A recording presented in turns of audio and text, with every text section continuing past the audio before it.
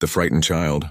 The war had burned the skies red. Alien ships clashed with fire and steel, planets shook, and silence was broken by the screams of both humans and aliens. In the middle of this chaos, a small human child was left alone. The child had no family near, no soldiers to protect, only dust on the face and tears in the eyes. The child's small hand shook while hiding between broken metal. The smell of smoke filled the air. Explosions still echoed far away. An alien family, tall and different in shape, with scales shining under the dim light, moved through the ruins of the city. They had no reason to stop. They were already hunted by the war, but then the youngest of them heard a cry. It was not the cry of their own kind, it was softer, weaker, yet filled with a fear that pierced the heart. The father alien raised his head and saw the human child, curled in fear, trying to stay invisible. For a moment silence held the street. One thought pressed heavy in the father's mind. To help this child means danger, the mother alien whispered. Leave the child, humans bring only war, everyone knows this. But her eyes could not ignore the child's tears. The child looked up, eyes wide. Too young to speak in alien tongue, but the meaning was clear, help me. The family stood frozen. Every step toward the child meant betrayal in the eyes of the Galaxy Council. Most alien empires hated humans. They said humans were dangerous, uncontrollable, a fire that could not be tamed. Protecting a human was a crime, a mark of treason. Yet the youngest alien, a daughter of the family, stepped forward. Her small clawed hands reached out. She whispered softly in her own tongue.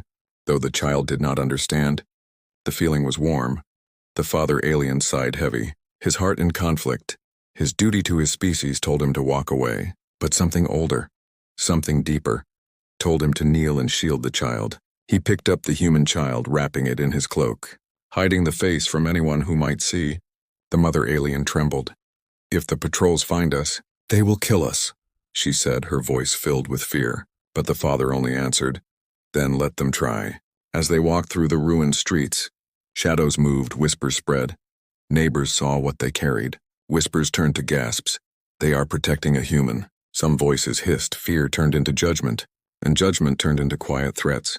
Already the word would travel beyond the ruins, to the soldiers, to the council, and soon to the empires that ruled the stars. The family moved faster, hiding the child inside their home deep underground, a place even soldiers would not search easily. The child clung tightly, small arms wrapping around the alien father's chest. The warmth of that touch shocked him. Humans were supposed to be monsters, but this child felt so fragile, so pure. As night fell, the family gathered around the small figure. The youngest alien girl offered food. The mother covered the child with a soft cloth. Their hearts battled fear and pity. Outside, rumors had already begun. Alien voices filled the streets with sharp whispers. Traitors, betrayers, protectors of the human child. The father knew their world would soon change. The council would hear of this. Their neighbors might report them and soldiers would come. Yet when he looked at the child asleep under his cloak, he also knew something else. This was no longer just about war. This was about choice, about courage, about kindness that could cost everything. The frightened child slept without knowing the storm it had created, without knowing that an entire species would soon be judged by this one act. But in the silence of the night, as the alien family sat awake guarding the child, the stars above seemed to burn brighter, as if they knew this small moment of compassion would echo across the galaxy. The hook now grew clear. Would the family survive the punishment, or would the humans themselves come to know of this act? And what would they do when they found out their child was sheltered by alien hands? The frightened child's story had just begun. Whispers in the council, in the deep halls of the Galactic Council. Where 1,000 voices once debated in peace, now silence was heavy. Every species representative sat with sharp eyes, because news had reached them. A rumor that seemed too bold to believe. An alien family had sheltered a human child. The chamber buzzed with low whispers. Some laughed bitterly, some hissed in disgust. But many felt a cold fear, because even the smallest act around humans could shake the balance of power in the galaxy. The council leader, tall with silver skin and eyes like burning ice, struck the floor with his staff. Is this rumor true? Has anyone confirmed? A messenger stepped forward. Trembling, yes, Council Master, our agents confirm. The family has hidden a human child in their home and refuses to hand it over. Gasps spread, sharp and angry. One delegate from a reptilian race slammed his claw against the table. They are traitors. Destroy them before humanity finds out. Another from the insectoid hive hissed. You do not understand. Earth watches everything. If they learn this, they will come.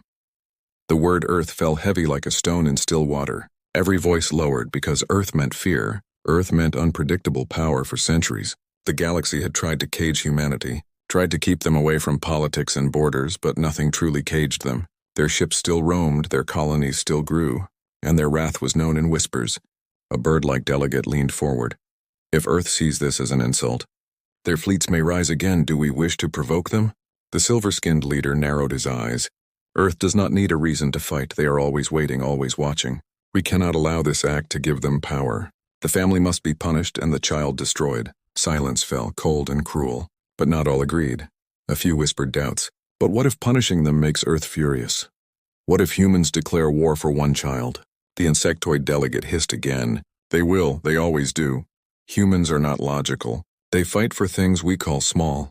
They fight for love, for family, for bonds we cannot see. The chamber grew restless. Some demanded swift execution, others urged caution, but in the shadows, secret messages were already being sent. Spies rushing across the stars, carrying the story of the alien family's choice. Outside the chamber, rumors spread faster than light. Common people whispered in the markets. Soldiers exchanged glances. Humans will come, they said with fear. And when they come, no empire will stand. Meanwhile, the alien family who had sheltered the child sat in silence underground. Unaware that their names had been spoken in the highest halls of the galaxy, the mother held the sleeping child close. The father sharpened a blade with shaking hands. He knew soldiers would come, and when they did, his family would stand alone. But far beyond, at the edge of known space, human sensors already stirred. They had heard the faint cry through secret channels. Earth's fleets moved quietly. No broadcast, no warning, just the silent hum of engines waking in the council. One last voice rose, old and tired, a delegate from a forgotten race. You are blind, he said softly. You do not understand what humans are. One child to them is not just a life. It is a world. If they believe you hurt even one, they will not stop until every star that betrayed them falls. But no one listened. The council voted. Punishment was decided. Troops would march to the alien home, and the child would be taken. The chamber's torches flickered as if the stars themselves trembled, and somewhere far away a human dreadnought began to move. Humanity's silent arrival. The alien family woke to the sound of boots outside. Soldiers of their own world stood in the street, armored and cold. The father peeked through the cracks and saw their weapons glowing in the dark. The mother held the child tighter, her breath quick and shallow. They had no more time. The council's decision had reached their home, but above the clouds, far beyond the eyes of those soldiers, the stars shifted, silent shapes appeared, black against the endless night. A single human dreadnought glided into orbit, its engines whispered like thunder hidden in the heart of the sky. No announcement, no threat, no signal, just presence. The alien world had known many warships, but this one was different. It carried a silence that pressed on every soul below. As if the ship itself was watching, the soldiers on the ground paused. Their helmets flickered with sudden alerts. Their command channels were filled with broken signals. A shadow had blocked their satellites, and that shadow was the human dreadnought. Inside the council chamber, alarms screamed. Every delegate looked up at the holographic map. The massive shape of a human vessel hovered over the alien planet. One council member whispered with dry lips. They know. Fear spread like fire through the council. One shouted, humans are here already. Before we acted, before we could hide anything. They know. Rumors exploded. Who told them? Who carried the news? No one had answers, but all knew one truth. Earth had arrived without a word on the ground. The alien father heard the soldiers shouting, confused. Some pointed to the sky. Others froze in fear. The glow of their weapons dimmed, their courage shaken by the silent presence above. The child woke, eyes wide, sensing something outside the walls. The father whispered, do not fear, little one. Something greater has come. The human ship did not fire, it did not threaten. It simply drifted above like a guardian, its black hull reflecting the burning sun, its silence louder than any weapon. One soldier dropped his gun, his voice shaking. If Earth is here, we are already dead. The commander barked orders, stand strong, but his words tasted hollow. Every soldier knew stories of colonies erased overnight, fleets vanishing under human retaliation, legends whispered in training halls. Never harm what humans love, or they will bring storms beyond imagination. In the council, chaos grew. Send a message, offer peace, beg forgiveness, one shouted. No, attack the family before humans move. Another roared, but the leader's face was pale, because he saw what others could not. Humans had not spoken yet. And that silence was worse than any war cry. The dreadnought slowly rotated. Its weapons were not aimed, but its presence alone declared a truth.